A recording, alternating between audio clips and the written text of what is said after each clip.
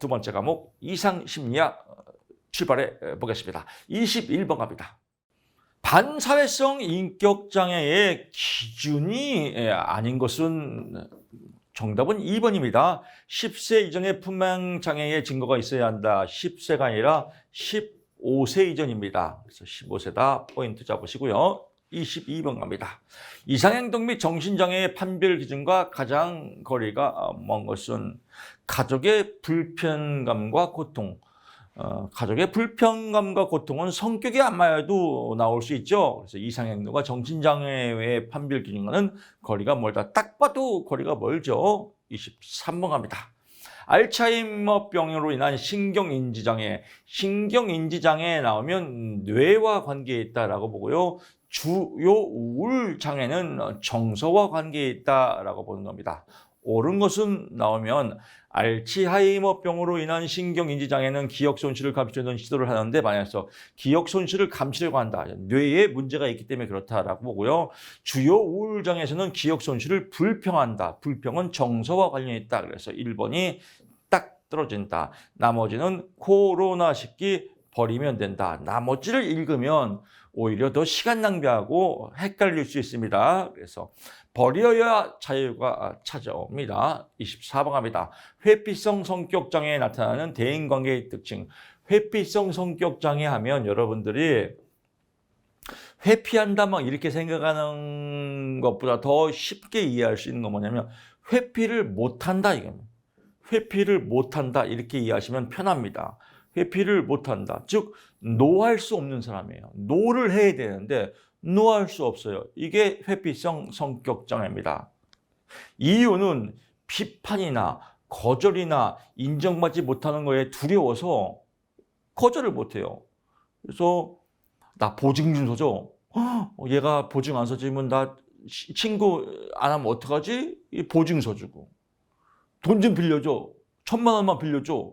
1,000만 원 안 빌리면 얘가 날 비판할 텐데, 얘가 나를 갖다가 인정하지 않을 텐데, 얘가 나를 거절하면서 친구 안 만 어떡하지?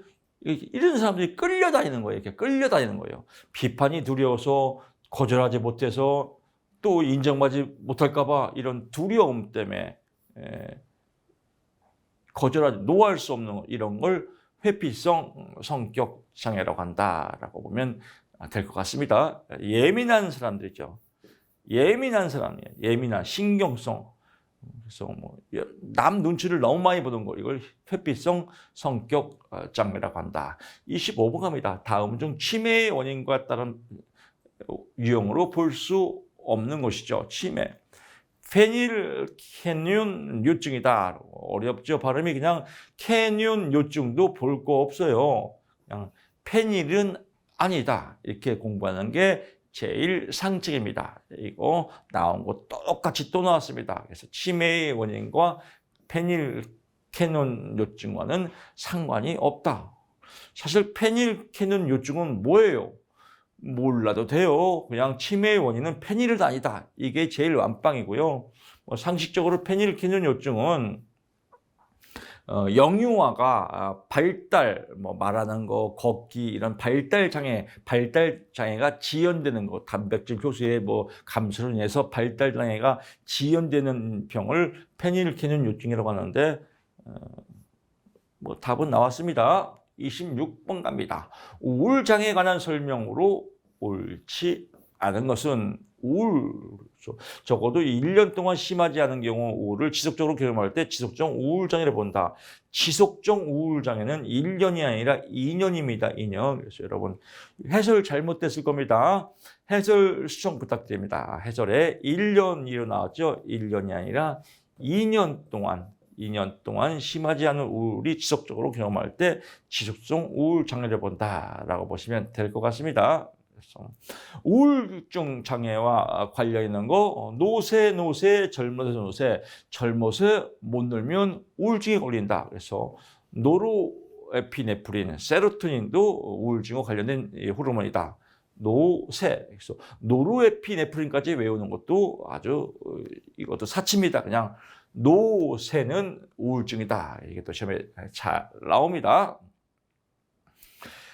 조금 더 심학습을 가게 되면요. 적어도 2년 동안이라는 것은 일반적인 겁니다. 그래서 심화로 가면요. 아동이나 청소년은 1년입니다. 그래서 아동이나 청소년이라는 문제에 아동, 청소년 말이 나오면 아동은 1년이고요. 일반인은 2년입니다. 여기서 아동, 청소년이라는 주어가 없기 때문에 1년이 아니라 2년이다. 이렇게 보시면 됩니다. 만약에 시험에 지속성 우울장애인데 대상이 아동과 청소년이다 라고 나오면 1년입니다. 27번 갑니다. 양극성 장애에 관한 설명으로 틀린 것은 양극성 조증은 금방 일어나는 겁니다. 갑자기 우울하다가 술 먹고 인생은 너무 아름다워 그러다가 술 깨면 우울해 이런 거죠. 그래서 조증은 빨리 오는 겁니다. 그래서 조증은 서서히가 아니라 빨리 오고 우울증은 서서히 온다. 그래서 조증은 빨리 급격히, 우울증은 서서히 온다. 정답이 3번입니다. 틀린 거니까요. 28번 갑니다. 사람이 스트레스 장면에서 처하게 되면 1차적으로 불안해지고 그 장면을 통제할 수 없게 되면 우울해진다. 이때 설명할 수 있는 건 학습된 무기력 이론이다라고 나오는데요. 1차적으로 불안해한다. 실험을 했죠. 개에다가 전기 충격기를 해서 개를 길들이는 겁니다. 개를 길들이기. 길들여요. 길들였다가 그 다음에 묶어놓은 개를 풀어줘요. 풀어주면 못 가요, 도망을. 길들여서요. 그래서 길들여진 개는 그 상황을 계속 똑같이 한다. 가스라이팅이죠. 이걸 학습된 무기력 이론이라고 한다. 가스라이팅하고 같은 맥락입니다. 그래서 1차적으로 불안해지고 그 장면을 통제할 수 없게 되면 계속 그 상태에 머무는 거, 이걸 학습된 무기력 이론이라고 한다. 이런 영화 있습니다. 깜빵에서 길들여졌어요. 그래서 깜빵에서 나왔단 말이에요. 나와서 영화 제목이 어떤 영화인지 모르겠지만 마트에 취업을 했어요. 마트에 취업을 해서 화장실에 가고 싶은데 본인이 못 가는 거예요. 길들여져서요. 그래서 지배인이 너 화장실 가!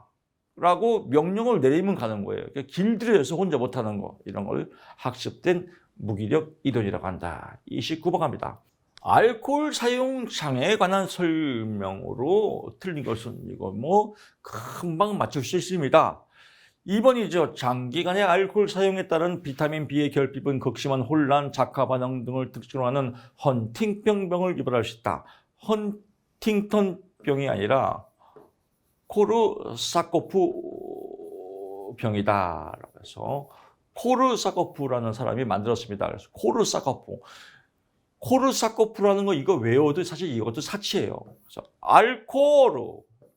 알코르 기억날 겁니다. 오늘 댓글에도 어떤 분이 써놨더라고요. 알코르 너무 재밌어요. 이게 시험에 나왔어요. 알코르 나오면 알코르. 알코올 나왔네요. 알코올 그러면 헌팅턴병이 아니라 코르 어쩌고 저쩌고 병이다. 코르사코프라고 몰라도 돼요. 그냥 코르병이지. 알코올은 코르병이다. 이렇게 답만 맞추면 돼요. 교수님, 작화 반응은 뭐예요? 이런 거 몰라도 다 맞출 수 있어요. 작화 반응은 사실 작화, 말을 꾸며서 말하는 거거든요. 알코올 중독자들이. 거짓말을 환미화시키려고 말을 꾸며서 말하는 건 작화 반응인데 이런 거 세세히 몰라도 돼요. 코르병이다. 헌팅병은 아니다. 어차피 답만 맞춰도 5점인데요. 그래서 코르사코프병 일부러 외울 거 없습니다. 그냥 코르병이다 라고 보시면 될 것 같습니다. 30표 갑니다. 그래서 이렇게 잔머리가 좋은 사람들이 쉽게 합격해요. 나는 다른 건 모르겠어. 알코올이니까 코르병이다. 끝. 나머지 볼 거 없다. 이렇게 공부하는 게 완빵 합격의 지름길입니다. 30번 갑니다. 신체 증상 및 관련 장애에 관한 설명으로 틀린 겁니다. 정답 체크하고요. 허위성 장애는 외적 부상이 쉽게 확인된다라고 나왔습니다. 허위성 장애는 그냥 거짓말하는 겁니다. 거짓말하는 장애예요. 성경의 사탄은 원래부터 거짓말쟁이다라고 나왔습니다. 사탄이 하는 말은 다 거짓말입니다. 마찬가지로 허위성 장애도 마찬가지예요. 그냥 모든 게 다 거짓말이에요. 그래서 외적 보상이 쉽게 확인된다. 외적 보상과 상관없이 그 자체가 거짓말이다라고 하는 걸 허위성 장애라고 합니다. 외적 보상이 쉽게 확인된다. 보상과 상관없다라고 보시면 되고요. 31번 갑니다. DSM-5의 조현병 진단에 해당하지 않는 것은 나옵니다. 조현병은 정신분열증이에요. 아주 지랄 맞은 병이죠. 정신이 분열돼서 미쳐도 아주 곱게 미치는 스타일이 있는데 아주 진상으로 미치는 게 정신분열증 조현병입니다. 그래서 장애의 지속적 징후가 3개월 이상, 3개월 너무 길어요. 1개월입니다. 왜요? 지랄병이라. 그래서 1개월 이상 계속 진행될 때 조현병 진단으로 파악한다라고 보고요. 32번 갑니다. 성 도착 장애에 관한 설명으로 틀린 거 체크하고요. 동성애를 하위 진단으로 포함한다. 성 도착 장애와 동성애는 관계가 없다라고 보시면 될 것 같고요. 33번 갑니다. 조현병의 양성 증상 시험에 항상 나오죠. 그래서 포함되지 않는 것은 양성은 아주 병이 지랄 맞은 병이 센 겁니다. 그래서 망상, 환각, 환청, 와해된 언어. 와해된 건 뭐예요? 기와 와가 기와장이 무너졌다. 집이 무너졌다. 이런 표현이거든요. 그래서 언어가 무너졌다. 또 행동이 무너졌다. 그래서 와해된 언어나 행동, 망상, 환각은 양성이고요. 정서가 둔화됐다. 또는 둔마되었다. 이런 건 음성에 해당된다라고 보고요. 정서의 둔마, 또 둔화된 정서 같은 의미입니다. 34번 갑니다. 이상행동의 원인을 다음과 같이 설명하는 이론은 정신장애는 인지적 기능의 변환과 인지 나왔네요. 인지가 뭐예요? 대가리, 인지, 대가리 정말 엄청 많이 써먹습니다. 인지적 나왔으니까 인지적 이론이다. 너무 쉽죠. 35번 갑니다. 다음 사례에서 가장 적절한 진단명은 나왔네요. A는 중소기업에서 일하는 직원이다. 중소기업, 회사죠. 회사가 뭐예요? 사회죠. 사회죠.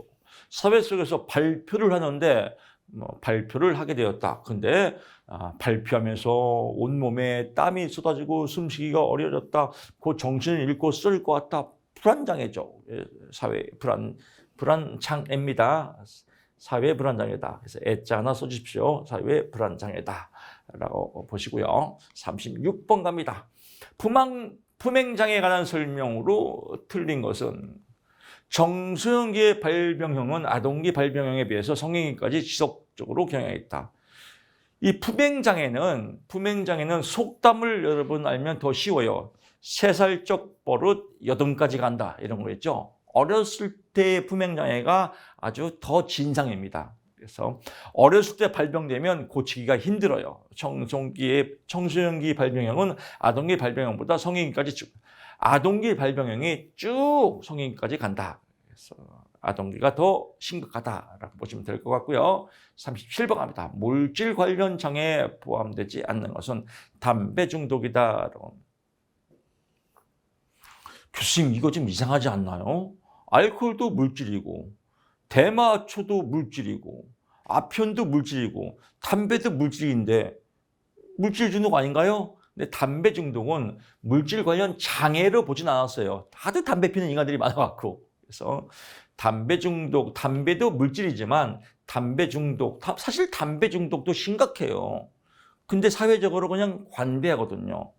담배 중독이라는 표현을 잘 안 하잖아요. 그래서 장애라고 진단을 안 했다. 사실은 현실적으로는 장애인데 담배 이 사회적으로 용납된 이 장애가 2가지라고 있다고 봐요. 그 첫째가 주식과 담배예요. 큰 문제가 있는데 사회적으로 용납돼 있어요. 주식과 담배. 이 큰 문제거든요. 100회 무익한 게 담배 아니에요. 100회 무익한 게 주식 아니에요. 근데 용납돼 있어요. 왜 그럴까요? 세금 때문에 그래요. 세금. 그러니까 정치와 관계 있는 거예요, 정치. 정치인들이 세금을 걷어서 삥 뜯어서 정치를 하려니까 세금 가장 많이 나오는 게 뭐예요? 주식, 담배. 이런 것들은 이제 세금 삥 드는 거고, 주식, 거래세, 담배세, 이런 것 때문에 사회적으로 용납을 하는 겁니다. 사실 이런 거 다 안 해야 돼요. 중독인데, 담배 중독은 장애로 포함되지 않았다라고 보시고요. 인식을 한번 해보세요. 어떤 사람이 나 하우스 가서 딱 화토 섰다 딱 쪼여갖고 쪼였는데 이게 한 번 쪼였는데 38 광땡인 줄 알았더니 38 광땡이 아니야 37이네. 망통돼 버렸네. 1,000만 원 날렸어. 그러면 저 새끼 미친놈 아니야. 저걸 자랑이라고 얘기해? 이렇게 하우스, 비닐하우스가 아니라 화토 치는 하우스. 미친 거 정신병이죠. 근데 어떤 사람이 나 어제 주식에서 1,000만 원 날렸어. 나 죽어야 돼. 그러면 야 주식에서 끝까지 1,000만 원 날린 거 뭘 죽냐? 다 나는 2,300도 날렸어. 옆에가 나는 1억 날렸어. 무슨 의식이 관대하거든요. 근데 하우스에서 섰다 판 쪼여갖고 1,000만 원 날린 거나 주식판에서 1,000만 원 날린 거나 사실 똑같거든요. 근데 사회적으로 관대하다, 주식, 담배가. 사실 관대하지만 하지 않는 게 제일 좋은 겁니다. 38번 갑니다. 지적장애에 관한 설명으로 옳지 않은 것은 최고도의 지적장애인 경우 훈련을 통해서 걷기, 약간의 말하기, 스스로 먹기 같은 기초기술을 배우거나 나아질 수 없으면 뭐하러 훈련받아요. 최고도 지적장애인도 훈련받으면 나아질 수 있다. 당연하지. 39번 갑니다. 배설장애중, 유뇨증, 밤에 오줌 싸는 겁니다. 유뇨증. 틀린 것은 야간 유뇨증은 여성에게 많다. 여성이 아니라 남성에게 많다. 그래서 여러분 TV 볼 때 옛날에 밤에 오줌 싸면 키 뒤집어 쓰고 소금 오도록 했잖아요. 대부분이 다 남자입니다. 그래서 여성에게 더 흔하다, 남자에게 더 흔하다. 여기서 잠깐 유병률은 5세에서 10%, 10세에서는 3, 5%, 15세에는 약 1%. 이런 거 외우는 분 또 있다니까요. 완벽주의들 이런 거 시험에 안 나와요. 이거 외우지 마세요. 그냥 야간 유뇨증은 여성보다 남자가 더 흔하다. 이걸 외워야 되는데 혹시 이런 거 나오면 어떻게 해요? 이 혹시병. 그러면 공부하기가 한도 끝도 없어요. 이것도 보면 나올 것 같고 저것도 보면 나올 것 같고 이게 미쳐버리는 겁니다. 인지 터져버려요. 그래서 시험에 나오는 건 포인트 잡고요. 버려야 자유가 찾아온다. 40번 갑니다. 광장공포증에 관한 설명으로 가장 적합한 것은 광장공포증, 어떤 장소, 운동장이라든지 특정한 장소에 가면 공포를 느끼는 거. 광장공포증. 공포 불안 회피 반응이 전형적으로 6개월 이상 지속된다. 6개월 이상 지속되는 걸 광장공포증이라고 한다라고 포인트 잡으시면 될 것 같습니다. 자, 이렇게 해서 1강 강의 마쳤습니다.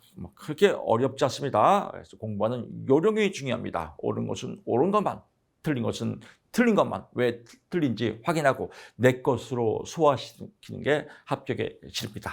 저는 2강 때 심리검사 제가 방법 2강 때 여러분 찾아뵙겠습니다. 고맙습니다.